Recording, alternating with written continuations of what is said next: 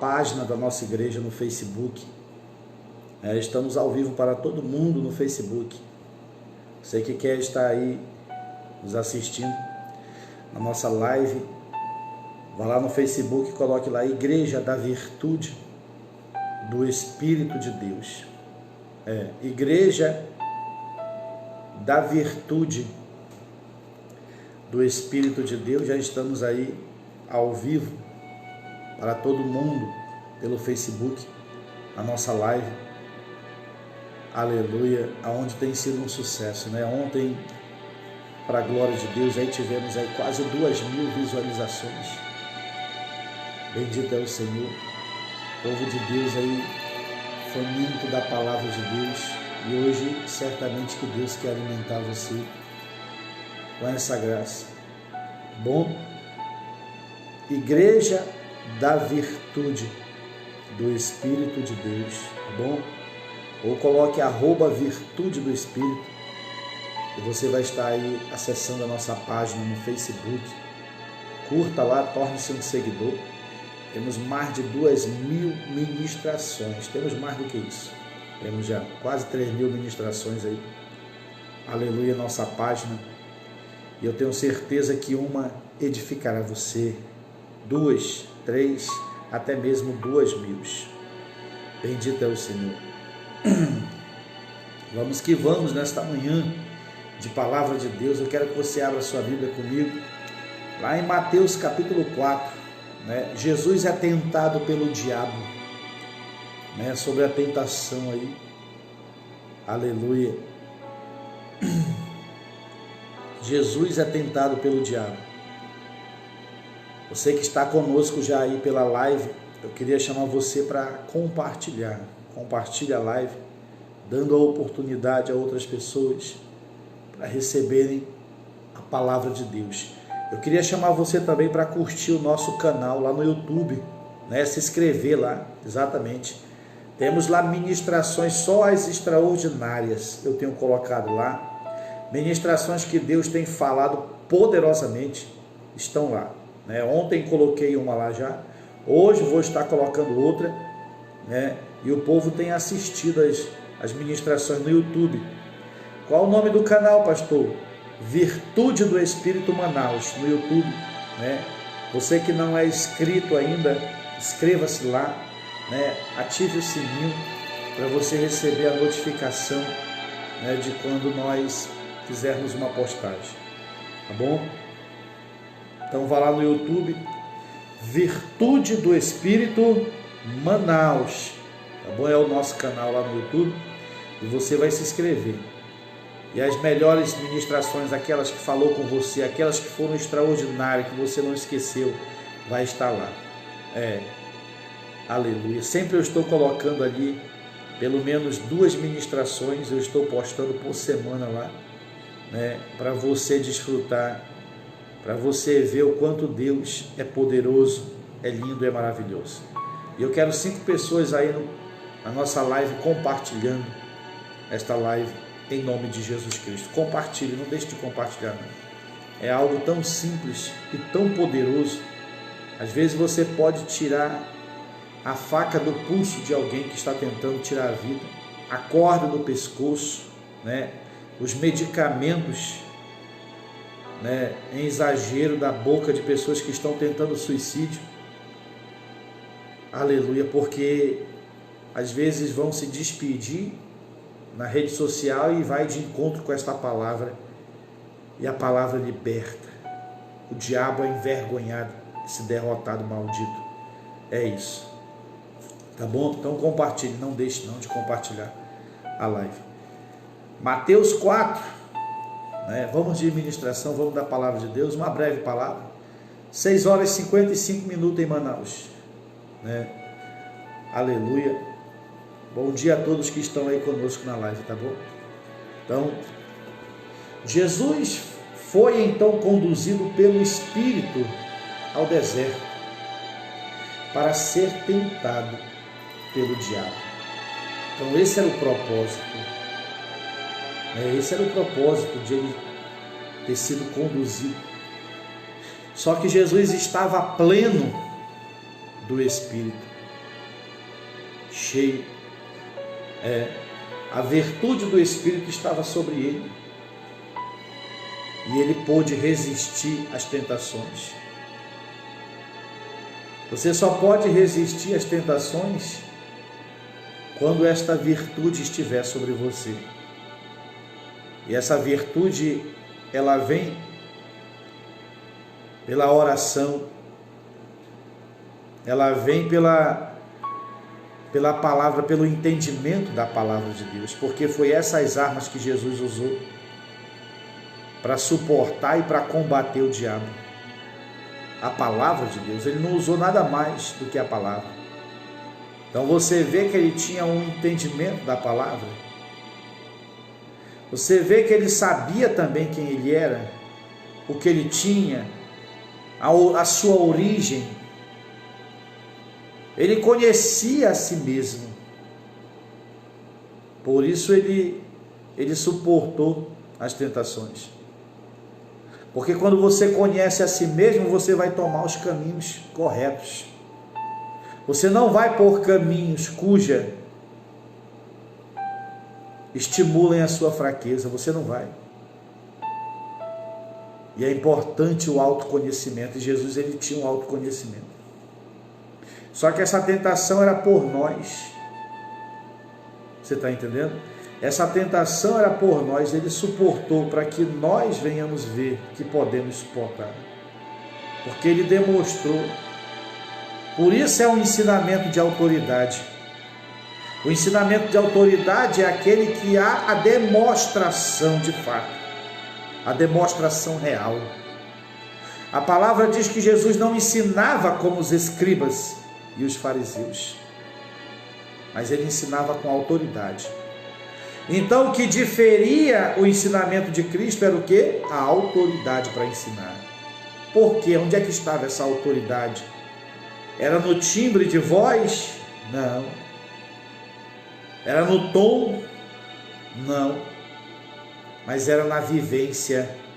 Você entende? Ele de fato primeiro vivia e ele tinha autoridade para falar. A autoridade para ensinar é quando você primeiro vive.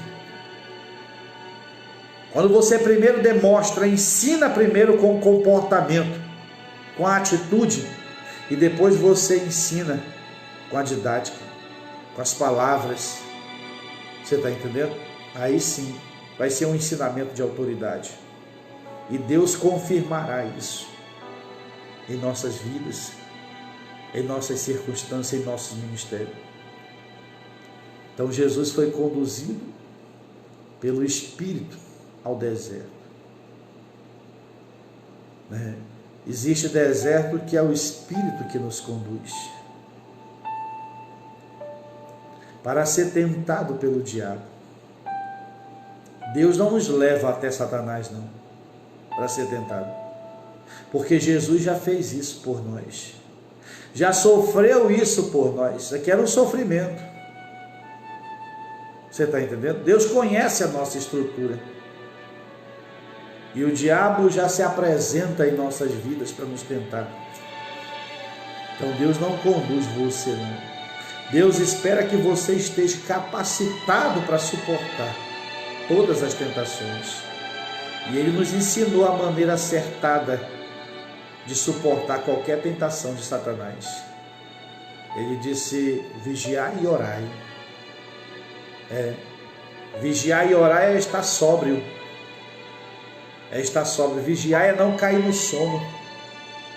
Vigiar é estar atento. Atento ao quê? Atento ao perigo que se apresenta e atento a nós mesmos, para que não venhamos distrair, para que não venhamos dormir. Você está entendendo? E para nós estarmos atentos, nós temos que ter uma vida com Deus. Nós temos que estar na comunhão. E quando estamos na comunhão, certamente a atenção estará ativa. Porque o Espírito de Deus estará manifesto em você, conduzindo você. Você estará cheio de vida, com a presença do Espírito conduzindo você. Aleluia. E diz mais a palavra, ó, versículo 2: depois de jejuar 40 dias e 40 noites, teve fome. Quer dizer, ele cumpriu o propósito primeiro. Ele cumpriu o propósito de Deus primeiro, a vontade de Deus primeiro. Isso aqui significa o Espírito, uma pessoa plena do Espírito. Ela sempre prevalecerá a carne. Uma pessoa em plenitude do Espírito sempre dominará a carne, sempre subjugará a carne. E foi isso que ele disse para nós: que meu Pai me deu poder sobre toda a carne, para que ele possa outorgar vida eterna. Exatamente. Versículo 2 do capítulo 17 de João: assim como lhe outorgaste autoridade sobre toda a carne, para que conceda a vida eterna a todos que lhe destes. Você está entendendo? Assim como lhe outorgaste autoridade sobre toda a carne, toda a razão, toda a fraqueza, toda a tentação, todas as evidências desse mundo, ao sistema, aquilo que é necessário para sustentar. Jesus, ele estava acima disso. Porque quando nós vivemos uma vida com Deus, a carne está crucificada. É isso que diz em Gálatas capítulo 6, se eu não estou enganado. Aqueles que são de Cristo, aqueles que nasceram de Cristo, já crucificaram a carne com suas paixões. Já crucificaram. Por quê? Porque essas pessoas estão vivendo na plenitude do Espírito, dentro do conhecimento de Cristo. E é isso que nos capacita, é isso que nos protege, é isso que nos blinda contra a carne. Conhecer Jesus em plenitude. E é por isso que nós crucificamos a carne, matamos ela. Por quê? Porque uma vez que eu estou em plenitude, o que é que está operando em mim? A natureza de Deus. A natureza de Deus é que está nos governando. A palavra diz que nós somos coparticipantes da natureza divina, uma vez que vivemos a fé nas suas promessas, no conhecimento de Cristo. A natureza divina nos dá a visão de Deus. Por que que as pessoas olham para os problemas e vê o problema grande, vê a dificuldade, e essas dificuldades, que são evidências da carne, abalam elas? Por quê? Porque elas não têm ainda a natureza de Deus. A natureza de Deus só pode ser dada a nós quando vivemos a fé no que a palavra de Deus diz. Quando consideramos a palavra acima de qualquer razão desta era, desta terra, do nosso mundo. Você entende? Quando consideramos a palavra acima dessas realidades, porque a palavra é uma realidade superior, uma realidade suprema. Então, quando vivemos a realidade suprema, e somos relativos a esta realidade inferior, que é desse mundo, então estamos vivendo na plenitude do Espírito. A natureza de Deus está em plena atividade em nós, e essa natureza nos faz olhar para o problema assim como Deus olha. Como é que Deus vê o problema? Será que é problema para Deus? Claro que não é. Para nós é problema, mas para Deus não é problema. O que é problema para mim não é problema para Deus. O que é difícil para mim não é difícil para Deus. Quando a natureza de Deus está em atividade em nós vamos olhar para problemas e vamos rir dele.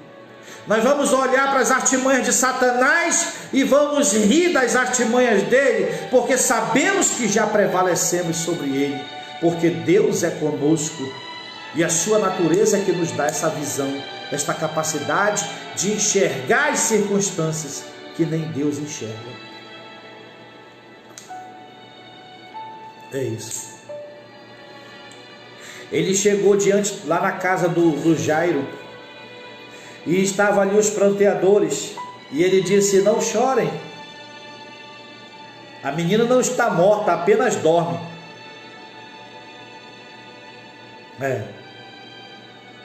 Presta atenção como a natureza de Deus vê a morte. Vê como um problema? Não. Ele chegou diante do túmulo do Lázaro e disse a poucas palavras: Lázaro, sai para fora. Mas antes disso, olha o que a natureza divina operante nele 100%, fez com que ele chegasse à frente do túmulo de Lázaro, erguesse a mão e disse: graça te dou, ó Pai. Quando a natureza de Deus está em nós, em plena atividade, nós vamos ter certeza que Deus nos ouve, porque ela é a intimidade de Deus, ela é o Espírito de Deus em nós, ela é o pensamento de Deus em nós. Foi o que o apóstolo Paulo falou: mas quem conheceu a mente de Cristo? Todavia nós temos a mente de Cristo. Foi o que ele falou também: quem conhece os pensamentos do homem, senão o Espírito do homem que habita nele? Assim também nós temos o Espírito de Deus e podemos compreender perfeitamente o que nos foi outorgado gratuitamente. O apóstolo Paulo falou isso. O Espírito de Deus é a própria natureza de Deus, é a própria vida de Deus dentro de nós, nos dando a mesma visão do Senhor. É por isso que alguém que é coparticipante da natureza divina em atividade, ele olha para o problema e diz: já está sarado. Às vezes a ovelhinha vem com a gente depressiva, ela: eu não consigo ser curada dessa depressão, estou vivendo já há 2 anos, há 3 anos, há 4 anos, há 5 anos, tomando remédios tarja preta, as crises são terríveis, e elas querem nos falar tudo o que o Satanás faz com elas. Aí a gente interrompe: para. Hoje Deus te liberta. E elas olham para a gente cética, como se não acreditasse no que a gente está falando, como se nós não nos importasse com a dor dela, com os problemas que ela está vivendo. Não, nós nos importamos. Só que a natureza de Deus em nós, não em plenitude como estava em Cristo, porque nós somos pequenininhos, mas pelo menos uns 2% dessa natureza que está na minha vida, faz com que eu olhe para o espírito de depressão e meneie a cabeça e dê um sorriso para ele, dizendo para ele que ele não tem poder para resistir o nome de Jesus Cristo, a palavra do meu Senhor. Você entende isso? Porque essa visão não é própria, essa visão não é de homem, não é do pastor Márcio, essa visão é da natureza de Deus, nos faz ver que nem Deus vê. E era assim que Jesus estava aqui. Você está entendendo? Jesus sabia que ele ia ser tentado, mas ele estava mais preocupado com o que eu e você íamos aprender a respeito disso, do que com o que ele ia passar. Ele estava mais preocupado em citar a palavra, em dar referência da palavra, para mim entender que ele venceu a tentação mediante a palavra, do que pelo que ele ia passar frente a frente com Satanás. Satanás não era uma preocupação de Jesus, nunca foi. A preocupação de Jesus é se eu e você vamos absolver o que ele tem para nós, o que ele nos ensina na palavra. Esta é a preocupação dele. Essa era a dedicação dele, em nos mostrar os detalhes, sempre nos centrando na palavra de Deus, sempre demonstrando que ele só agia na palavra de Deus. Essa era a preocupação dele, em tudo que ele fazia, era demonstrar que nós temos que viver uma vida na palavra. Você está entendendo? Viver uma vida no que ele diz que vai acontecer, no que ele diz que já está feito por nós. Viver uma vida na palavra não é se submeter às normas e às regras que a sua igreja colocou para você, não. Porque hoje é esse o discurso, o irmão, ninguém quer viver mais a palavra, ninguém mais dá atenção à palavra, mas a palavra para eles é norma e as regras deles. Essa obra não vai colocar normas e regras no lugar da palavra de Deus. Você está entendendo? É isso. Não vai colocar. É isso que as pessoas dizem, que quer viver uma vida na palavra, se submeter às normas e às regras do ministério. Conversa, rapaz. Normas e regras não têm poder para resistir ao diabo. Quanto maior é o ministério de norma e regras, mais decadente é a vida das ovelhas. Pode fazer um julgamento justo do que eu estou falando. Pode fazer. Para você ver como as ovelhas estão derrotadas. Mas aquele que olha para o que Jesus falou, aquilo que está escrito, que se submete à verdade de Deus, que vive a fé na palavra, esse vence, esse triunfa, esse o diabo corre.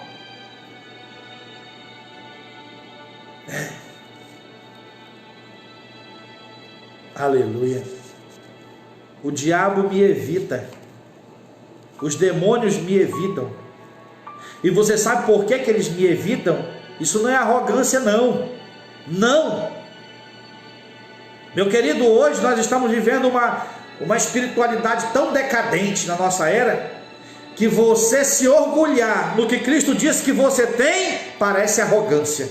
É exatamente isso. Quando se levanta alguém que cheio da fé no que Cristo diz que nós temos, que está à nossa disposição, isso parece arrogância. Sabe por que o diabo me evita?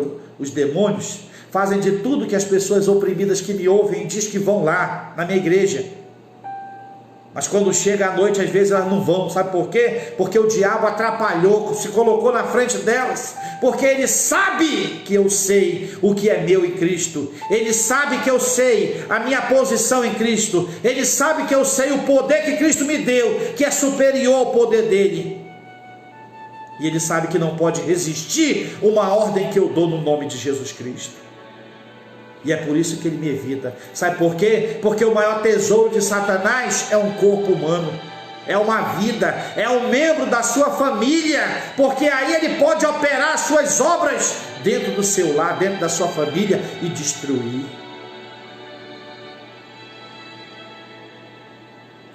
A maior conquista de Satanás é um corpo humano, é uma mente humana. Essa é a maior conquista dele. E ele vai fazer de tudo para impedir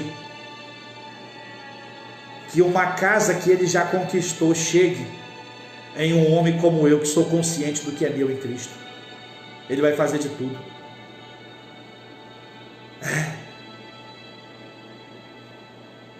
E não somente eu, mas qualquer um que tem consciência do que é seu em Cristo. Pode parecer arrogância, mas estou narrando verdades. E meu Deus sabe disso, que meu coração não é arrogante diante dele, e nem diante dos meus semelhantes, porque eu sei que tudo isso é graça, é favor imerecido, até porque eu não pago preço nenhum para obter isso. Eu creio pela fé. Você entende isso? Depois de jejuar 40 dias e 40 noites, teve fome. Depois de cumprir o propósito de Deus, aí sim ele deu lugar à carne, ele deu atenção à carne, ele fez o que ele necessitava de fazer naturalmente. Mas olha o versículo 3, o tentador aproximou-se então dele e disse. Quando foi que o tentador aproximou-se? Quando ele teve o quê? Fome. Quando foi necessário ele ser relativo com esse mundo. É aqui que o diabo se aproveita da situação. Você está entendendo?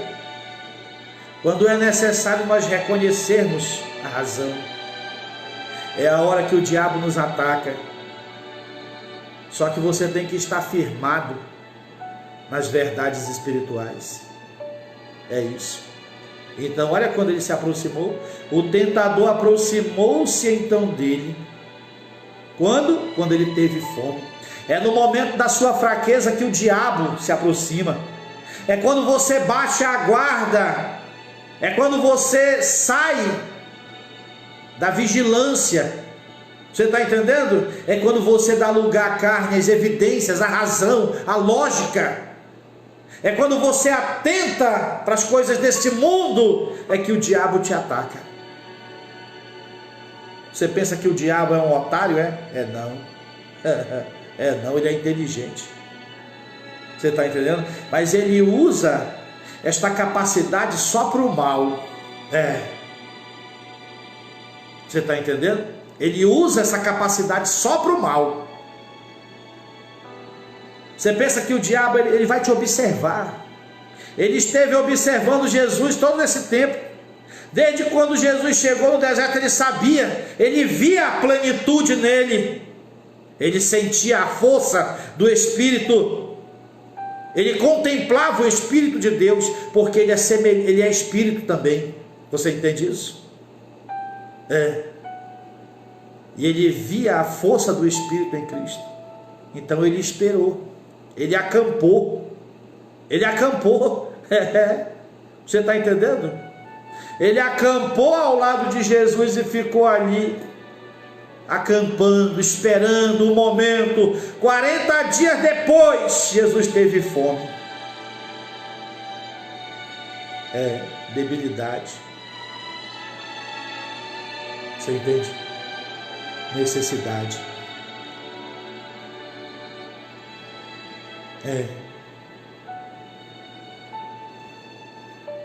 Desejo humano.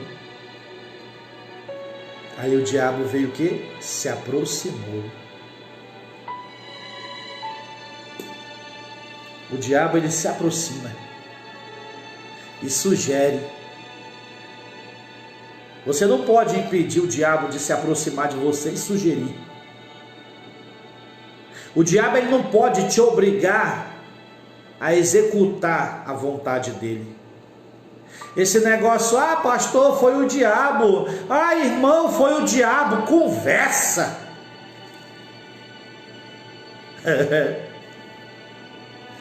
Aleluia. O diabo ele não te obriga. O diabo ele sugere. Ele oferece. Ele mostra. Você está entendendo? Ele ocupa o alvo da sua visão. E quando o diabo detecta os teus desejos, as tuas intenções, as motivações que estão dentro de você, isso é um prato cheio para ele. E isso acabará contribuindo para a sua queda. Você está entendendo isso? As pessoas gostam de falar das suas fraquezas, gostam de abrir a boca e dizendo que elas são fracas, gostam de falar do quanto o diabo tem atingido elas, e o diabo faz anotações da vida dessas pessoas e diz: nós temos as coordenadas todas para atacar ela e vamos vencer. E vencem, porque elas já deixaram isso transparecer. Elas verbalizaram isso, elas demonstraram isso, elas externaram isso. Você entende isso? Não fale das suas fraquezas, fale da palavra de Deus. Não conte sobre aquilo que desanima você, que entristece você. Deixa o diabo na confusão dele, não facilite nada para o diabo, não.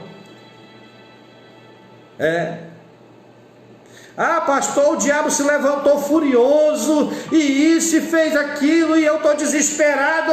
Você já deu já a receita. Ele já anotou tudo. Ele vai mandar um exército dizendo: ataque nesta área. Porque nessa área É a fraqueza dele, dela. E é aí que o diabo vai insistir na sua vida. Você está entendendo? Palavras. O diabo, Jesus era de poucas palavras.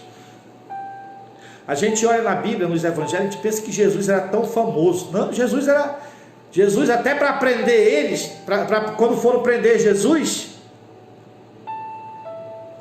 Judas teve que identificar com um beijo. Preste atenção. Porque Jesus abria pouco a boca. Jesus só falava o necessário. O necessário. Era isso. Que até para identificar ele, o Judas teve que mostrar quem era. Presta atenção. Aquele que fez milagre, aquele que ressuscitou os mortos, aquele que purificou leprosos, que repreendeu demônios. E tudo isso obra inédita na terra. Isso era inédito na terra.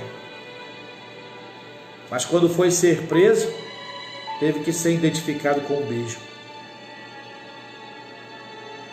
Porque ele falava pouco. Quando abria a boca, falava a palavra de Deus.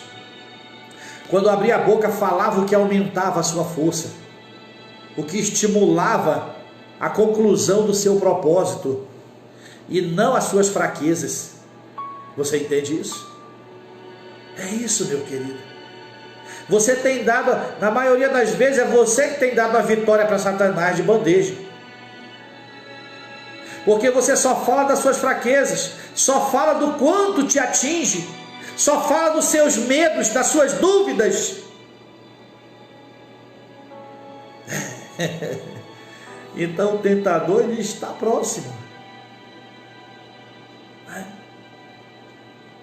O tentador aproximou-se então dele e disse: se tu és o Filho de Deus, manda que estas pedras se tornem pães. Presta atenção aí. Jesus fez o maná cair no deserto. Jesus tirou a água da rocha no deserto. Jesus fez tudo isso. Porque toda a ação de Deus foi por intermédio dele. Por intermédio da palavra, Jesus Cristo. Você entende isso? É isso. E não seria problema nenhum Jesus fazer aquele milagre. Só que o problema seria porque o diabo estava questionando a sua autoridade, o seu poderio. O problema seria porque era o diabo que estava pedindo. Era o diabo que estava mandando, requerendo. Você entende? Aleluia. Às vezes o pecado não está em algo totalmente errado que você faz. Aprenda isso.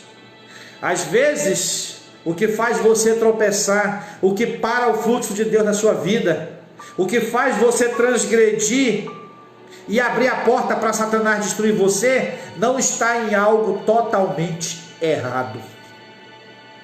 Não está.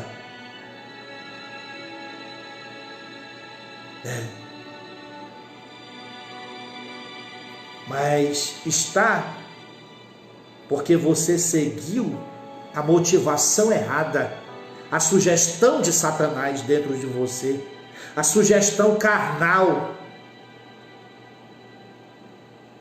Você está entendendo? Uma vontade que não tem nada a ver com o propósito de Deus.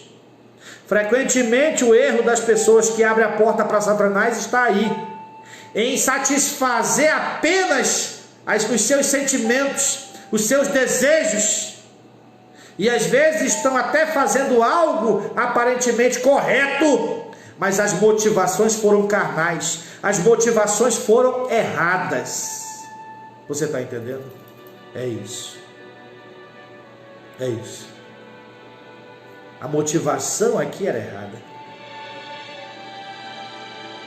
Não tinha nada a ver com o propósito de Deus, não tinha nada a ver com a vontade de Deus, não tinha nada a ver com com o porquê de Jesus estar naquele lugar. Não tinha nada a ver. Tinha a ver com a motivação errada de Satanás questionar a autoridade dele, a filiação dele. Você está entendendo? Tem muitos escarnecedores que vêm dessa maneira. E às vezes escarnecedor não quer dizer que é só pessoas de fora, não. Tem escarnecedor dentro da igreja. É isso. Cadê os homens de Deus nessa pandemia? Cadê os homens de Deus que curam? Cadê os homens de Deus que as pessoas são libertas? Por que não manda esse vírus? Por que não sai curando as pessoas? E às vezes até crentes mesmo compartilham isso. Às vezes até a igreja mesmo entra em comunhão com essa intenção maligna de Satanás, porque milagre não acontece assim, não depende da vontade do homem, depende da reciprocidade de quem necessita com a palavra que o homem de Deus prega. Você está entendendo? Se o homem que precisa do milagre for recíproco com a palavra que o homem de Deus prega, o milagre acontece. Mas o milagre não depende unicamente da minha vontade ou da sua vontade, não. Se fosse assim, eu sairia pelo SECOM, eu sairia pelos hospitais e mandaria todo mundo se levantar e ir para casa. E os hospitais estariam vazios. Mas você sabe que o milagre depende da fé também daquele que está necessitado. Se ele crê, se ele se submete, se ele coloca o princípio de Deus acima do que a medicina diz para ele.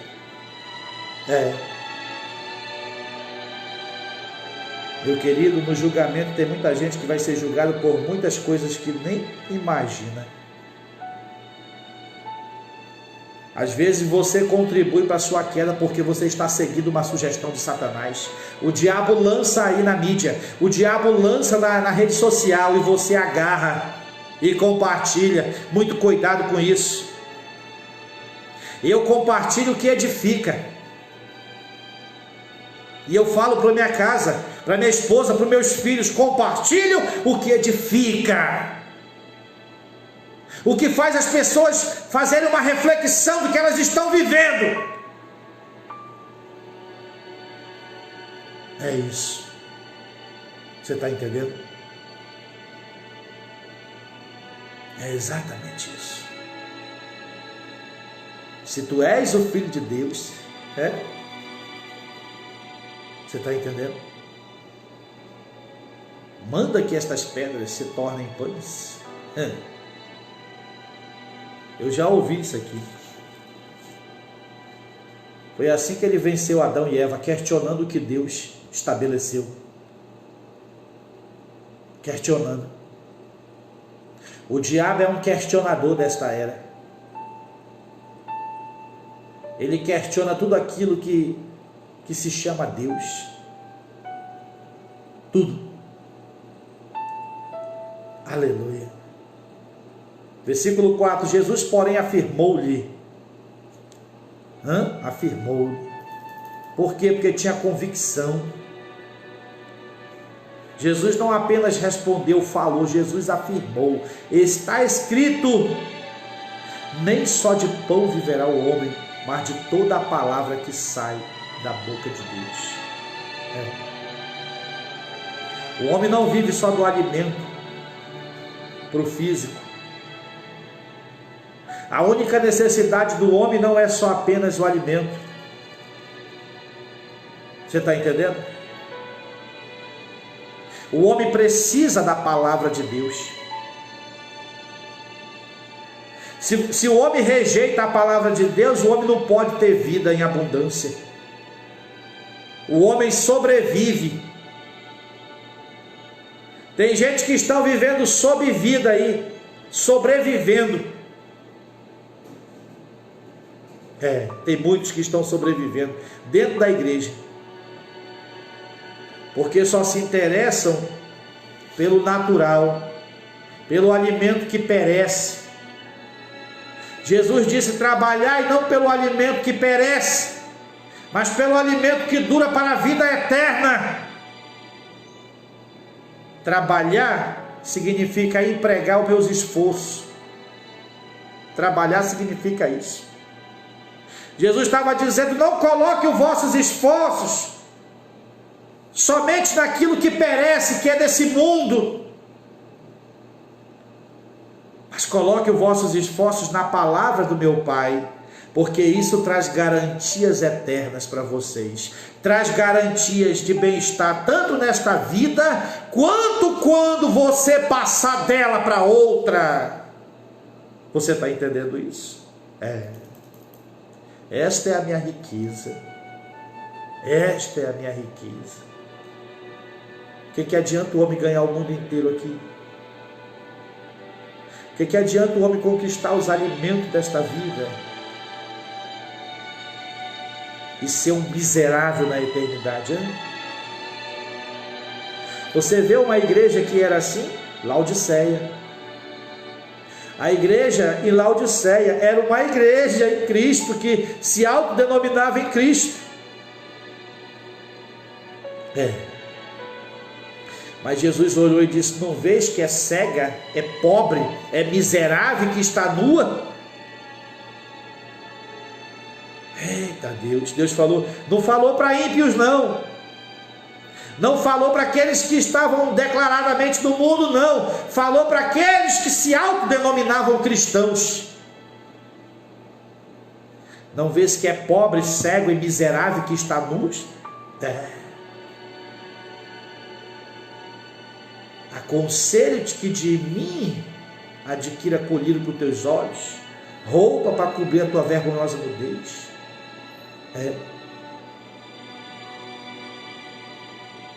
O verdadeiro ouro purificado. Eis que estou à porta e bato. É engraçado que esse versículo as pessoas costumam pregar para os pecadores, para os ímpios, né? Que ainda não entregaram a vida a Jesus Cristo, mas Jesus pregou para a igreja. É interessante. É interessante que Jesus não pregou para pecador, ele pregou para a igreja. Eis que estou à porta e bato, se alguém ouvir a minha voz e abrir a porta, entrarei em sua casa, cearei com ele e ele comigo, terá comunhão comigo, será íntimo de mim, porque um judeu não ceiava com um estranho, mas Jesus estava dizendo: qualquer um que ouvir a minha voz, eu entro e ceio com ele e ele comigo. Eu não faço acepção de ninguém. Só é ouvir a minha voz.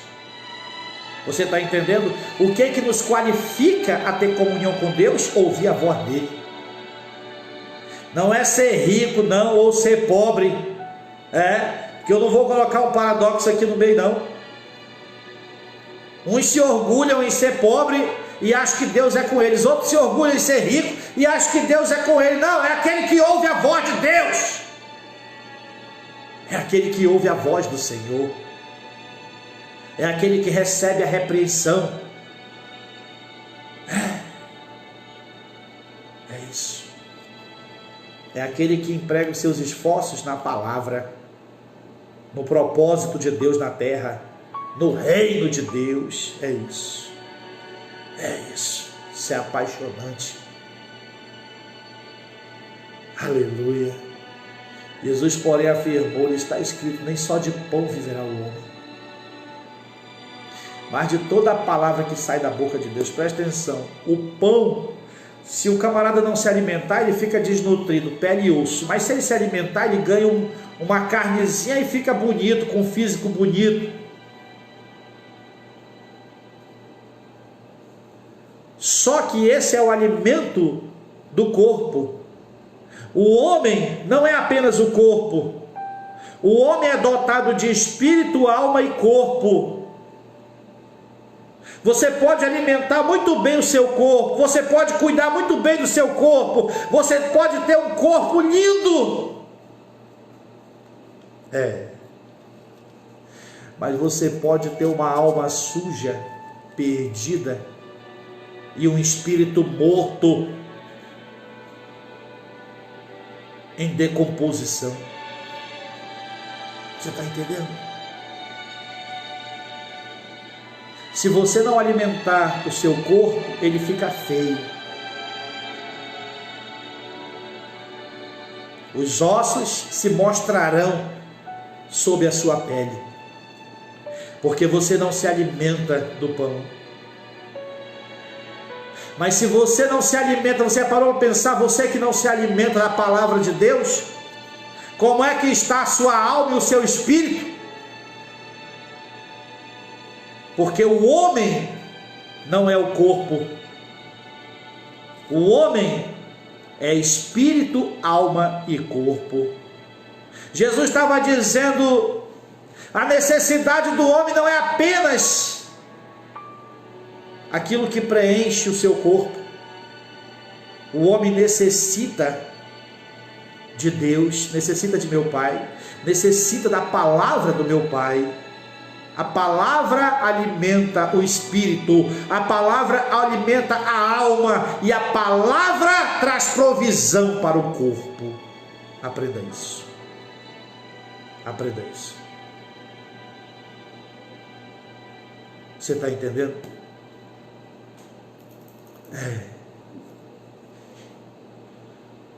Isso é na fé.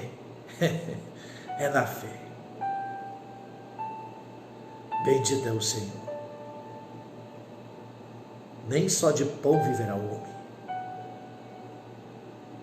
mas de toda a palavra que sai da boca de Deus. Quando você está precisando de uma cura, compre pão, e coma.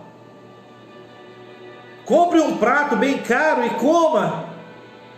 Não vai solucionar. Você precisa.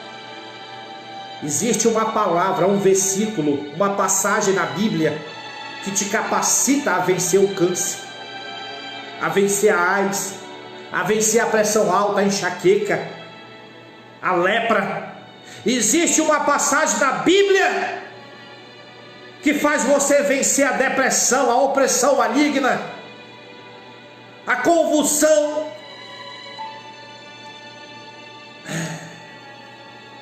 Você entende isso? Só que o homem não se interessa por isso. Não se interessa. E aqueles que às vezes dizem que se interessam estão mais preocupados em se ver livre do problema e não no que nós pregamos e estabelecemos como verdade, porque a palavra de Deus fala. É isso. Bendito é o Senhor. Existe uma palavra para essa depressão, e eu sei dela. Para essa possessão maligna há uma palavra, e eu sei onde ela está também. Para a sua cura, e eu sei onde ela está também. Para a sua prosperidade, e eu sei também onde ela está. Que lindo! O homem só precisa da palavra de Deus. É isso. E Jesus na tentação nos mostrou isso. O diabo aqui era um figurante. O diabo era um figurante. Exatamente. O principal aqui era a palavra de Deus. Jesus estava nos mostrando. A palavra do Pai. Que lindo. Esse era o protagonista. A palavra do Pai. Você está entendendo? O diabo não passava de um figurante que Jesus não estava nem aí para ele.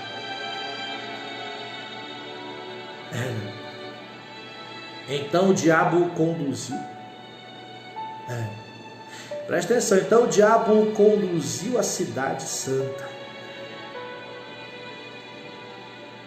e colocou sobre a parte mais alta do templo e desafiou-lhe. Presta atenção o que é que o diabo fez.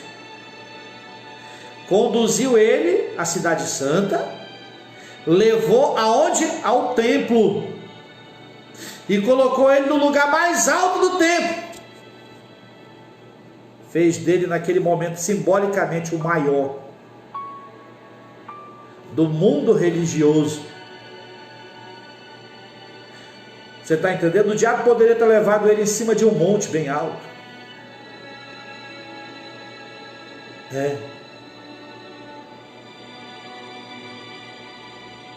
O diabo poderia ter levado ele hoje, porque o diabo poderia vir nessa era, lá na Torre Eiffel. Não, mas o diabo aqui é para mostrar, né, o remédio contra a arrogância. É para mostrar também que às vezes posições é o diabo que instiga no homem para alcançar, mas que só levará esse homem à sua ruína. Levou aonde? A cidade santa, Jerusalém. Levou aonde? Ao templo, o lugar mais alto do templo, o maior.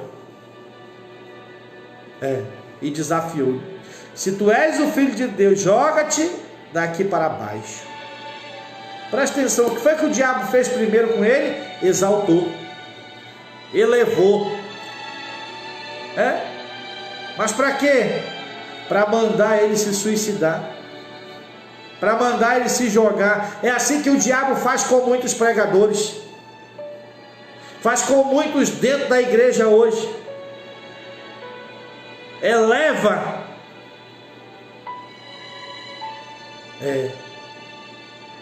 antes do tempo, sugere na mente de incautos, de neófitos, exatamente, e eles acham que são alguma coisa e se suicidam. Se suicidam na linguagem simbólica, porque eles pensam que já são alguma coisa, eles pensam que já são maior do que o pastor, do que o apóstolo, já são maior do que o irmão, e eles contribuem para a sua queda. O diabo exalta para humilhar, o diabo eleva para te derrubar. Você está entendendo? A elevação de Deus é gradativa, meu filho. Não é de uma hora para outra, não. Não é em uma visão, não. É em uma vida com Ele. Você está entendendo? É degrau por degrau. O diabo não respeitou degrau de templo, coisa nenhuma. O diabo não respeitou hierarquia, coisa nenhuma. Levou logo lá para o topo. E de lá mandou se jogar, sugeriu a derrota. Só que essa sugestão de derrota aqui é no coração do homem. Olha, tu é maior. Olha, sai, leva esses irmãos aí que foi tu que conquistou. Olha, tu já pode. Olha, Deus se manifesta por ti também. Aí o camarada começa a dividir a igreja, rachar a igreja. Começa a fazer a cabeça dos irmãos contra o pastor, o líder superior. Começa a se matar, a se suicidar. Porque Deus não acompanha pessoas assim. Aleluia. Você está entendendo? Cuidado com a progressão rápida. Com a progressão rápida. Querer conquistar, o diabo vê a ganância dentro de você. O diabo vê a usura. O diabo vê a impaciência. Ele anota tudo e traz a tentação de acordo com aquilo que te estimula. De acordo com aquilo que te estimula. E quando a tentação de Satanás, a arma de Satanás vem de acordo com o que incentiva você, você é presa fácil. Você é presa fácil. Você está entendendo? Você pensa que eu estou preocupado? Eu não quero. Eu quero pregar a palavra de Deus. O que Deus vai fazer é decorrente disso aí. Pregar a palavra. Pregar a palavra. É isso. Se tu és o filho de Deus, joga-te daqui para baixo, pois está escrito. Você vê que o diabo sempre usa a palavra. Mas ele sempre usa a palavra e distorce ela, usa ela para o mal, para o erro. Usa ela, né, questionando as coisas de Deus, as normas, as regras de Deus, os princípios. Usa ela por uma razão. Pois está escrito: aos seus anjos dará ordem a teu respeito. Olha como ele conhecia. Ele conhecia o Salmo 91 lá. Está escrito lá. E com as mãos eles te sustentarão, para que jamais tropece em alguma pedra. O diabo usou uma verdade para tirar Jesus do centro da vontade de Deus. Você está entendendo isso? Às vezes Satanás usa uma verdade bíblica para te afastar de Deus, para te seguir uma heresia dele. É isso. Ele tira a palavra do contexto. Ele isola uma passagem para justificar uma conduta errada. Jesus obedecer Satanás seria uma conduta errada, mas o que ele fez? Não, está escrito. Tua conduta não está errada não. Está lá no Salmo 91.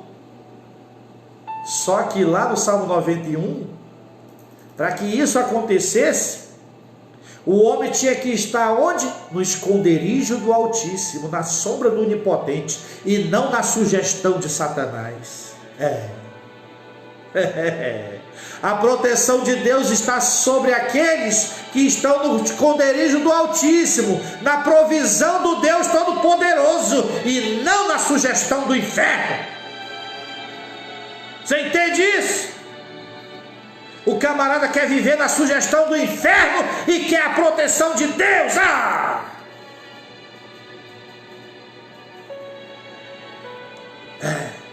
Você tem que ver o que é palavra de Deus, o que é sugestão do diabo, porque o diabo vai usar uma verdade bíblica para justificar o teu erro. Você está entendendo isso?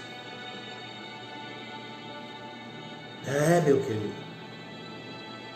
A igreja tem que orar para que Deus venha abrir os olhos do seu coração, para que ela possa compreender as verdades de Deus, a luz de Cristo. Você está entendendo? Eu não vou mais nem dar muita referência aqui, porque senão o tempo já está acabando aqui. Então ele disse: pois está escrito, usou uma verdade, filho da mãe. Aos seus anjos dará ordem a teu respeito, filho de uma mãe, e com as mãos eles te sustentarão, para que jamais tropece em alguma pedra. Contestou-lhe Jesus: também está escrito: não tentarás o Senhor teu Deus. Como é que ele estava tentando o Senhor? Como era que seria a tentação aqui? Agarrar a sugestão maligna. Isso é tentar a Deus. Você está entendendo? É dizer que é servo, é submisso a Deus e fazer a vontade de Satanás. Isso é tentar a ira de Deus. É isso. Tentar a Deus é isso aí. É fazer com que Deus saia. Tentar Deus é fazer com que Deus saia do seu normal, do seu padrão, da sua retidão, da sua integridade. É isso. Daquilo que Ele planejou para nós. Aleluia.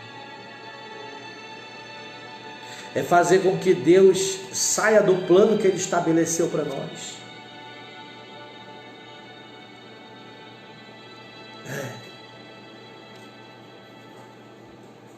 Então Ele disse: não tentarás o Senhor teu Deus. Essa sugestão aí me tira do plano de meu pai. Meu pai vai ter que tomar outras atitudes a meu respeito. e não daquilo que está no coração dele. É isso. Tornou o diabo a levá-lo agora para um monte muito alto e mostrou-lhe todos os reinos do mundo e todo o seu esplendor. E propôs a Jesus: tudo isso te darei, se prostrado me adorares. Na concupiscência dos olhos,